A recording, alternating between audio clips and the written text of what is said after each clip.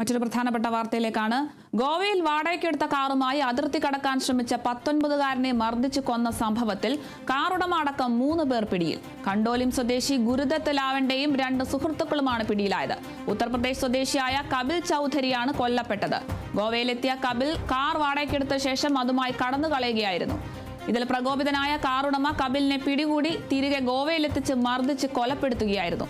കാണാനില്ലെന്ന വീട്ടുകാരുടെ പരാതി കേസെടുത്ത പോലീസ് CCTV ദൃശ്യങ്ങൾ കേന്ദ്രീകരിച്ച് നടത്തിയ അന്വേഷണത്തിലാണ് പ്രതികളെ പിടികൂടിയത്.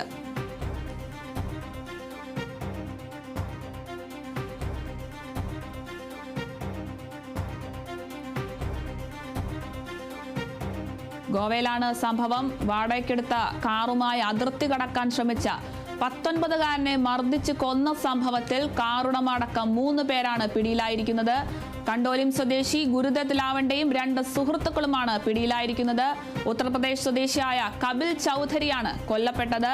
ഗോവയിലെത്തിയ കപിൽ കാർ വാടകയ്ക്കെടുത്ത ശേഷം അതുമായി കടന്നു കളയുകയായിരുന്നു. ഇതിൽ പ്രകോപിതനായ കാറുടമ കപിലിനെ പിടികൂടി തിരികെ ഗോവയിലെത്തിച്ച് മർദ്ദിച്ച് കൊലപ്പെടുത്തുകയായിരുന്നു. കാണാനില്ലെന്ന വീട്ടുകാരുടെ പരാതിയിൽ കേസെടുത്ത പോലീസ് CCTV ദൃശ്യങ്ങൾ കേന്ദ്രീകരിച്ച് നടത്തിയ അന്വേഷണത്തിലാണ് പ്രതികളെ പിടികൂടിയിരിക്കുന്നത്.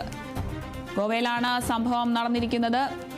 വാടകയ്ക്കെടുത്ത കാറുമായി അതിർത്തി കടക്കാൻ ശ്രമിച്ച 19-കാരനെ മർദ്ദിച്ചു കൊന്ന സംഭവത്തിലാണ് കാറുടമ അടക്കം 3 പേർ പിടിയിലായിരിക്കുന്നത്. കണ്ടോലിം സ്വദേശി ഗുരുദത്ത് ലാവന്റെയും 2 സുഹൃത്തുക്കളുമാണ് പിടിയിലായത്. ഉത്തർപ്രദേശ് സ്വദേശിയായ കപിൽ ചൌധരിയാണ് കൊല്ലപ്പെട്ടത്. കപിൽ ചൌധരി 19-കാരനാണ്.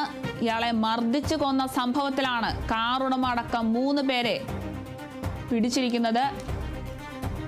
ഗോവയിലെത്തിയ കപിൽ കാർ വാടകയ്ക്കെടുത്ത ശേഷം അതുമായി കടന്നു കളയുകയായിരുന്നു. ഇതിൽ പ്രകോപിതനായ കാറുടമ കപിലിനെ പിടികൂടി തിരികെ ഗോവയിലെത്തിച്ച് മർദ്ദിച്ചാണ് കൊലപ്പെടുത്തിയത്.